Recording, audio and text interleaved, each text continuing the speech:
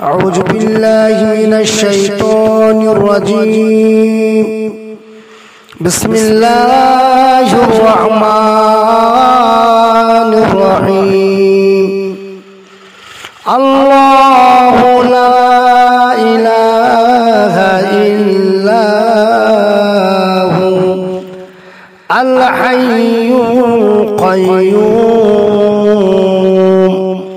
لا تأخذه سنة ولا نوم له ما في السماوات وما في الأرض من ذا الذي يشفع عنده إلا بإذنه يعلم ما بين أيديهم وما خلفهم ولا يحيطون بشيء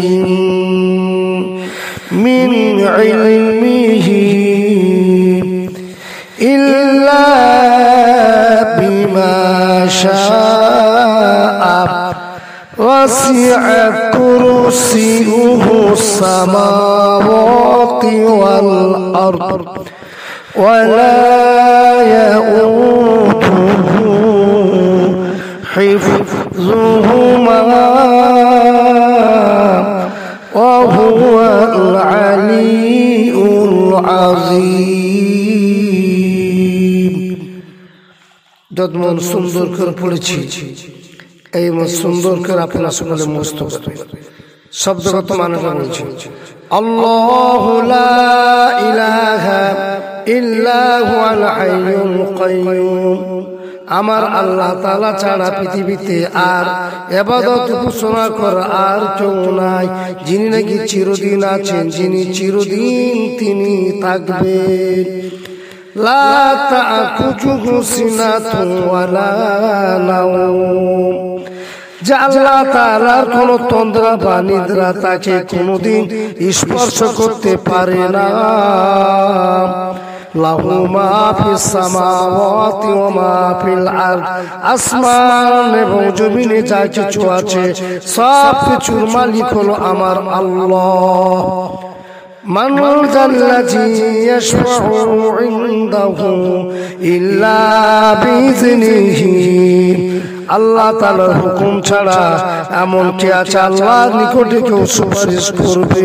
কারোর ক্ষমতা নেই আল্লাহর নিকটে কেউ সুপারিশ করবে। আমার নবী তো জাহানের বাদশাহ, আল্লাহর নিকটে তিনি হাসরের দিন তিনি সুপারিশ করবেন।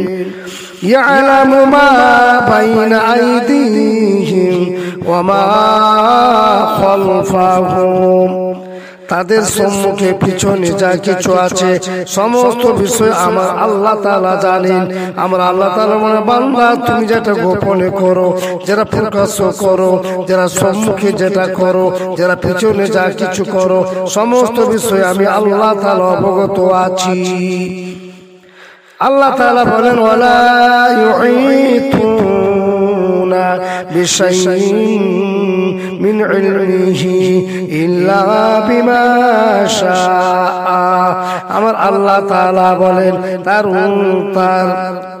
জ্ঞান সমুদ্র হতে তারা কিছু আয়ত্ত করতে পারে না, কেবল যতটুকু তিনি দিতে ইচ্ছা করেন তা ব্যতীত আল্লাহ তাআলার জ্ঞানের ভিতরে পৃথিবীতে যা কিছু আছে তার বাইরে কোনো কিছু নাই, কোনো কিছু আল্লাহ তাআলার অজানা নাই।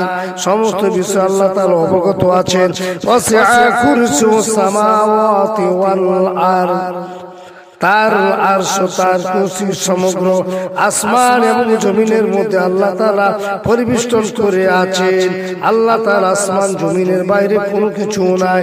তার কুরসিটাও তার চেয়ারটাও আল্লাহ তাআলা আসমান জমিনের মধ্যে আল্লাহ তাআলা রেখেছেন। ওয়ালা ইয়াউদুহু হিফযুহুমা ওয়া হুয়াল আলিয়্যুল আযীম। আমার আল্লাহ তাআলা বলেন সেগুলো তত্ত্বাবধান তাকে মোটেই শান্ত করে না, তিনি সর্ববিষয়ে তিনি মহান। আমার আল্লাহ তাআলা তিনি সর্ববিষয়ে তিনি জানেন, সর্ববিষয়ে তিনি মহান, তিনি অতি মহানের তিনি মহান। তাই আপনারা তাই এত ভালোভাবে মুখস্থ করবেন এবং তার মানেগুলো আপনারা শুনবেন, আল্লাহর কাছে কাঁদবেন। আয়াতুল কুরসির বড় ফজিলত আছে। কোন মানুষ যদি আয়াতুল কুরসি পড়ে যদি ফরজ নামাজের পরে সিনাতে যদি ফুঁক দেয়, আল্লাহ তাআলা তাকে শান্তি তাকে রাখেন, কবর আযাব থেকে আল্লাহ তাআলা মুক্তি দান করেন, মৃত্যুর পরে তার কবরে তার সিনা কোনোদিন পচবে না।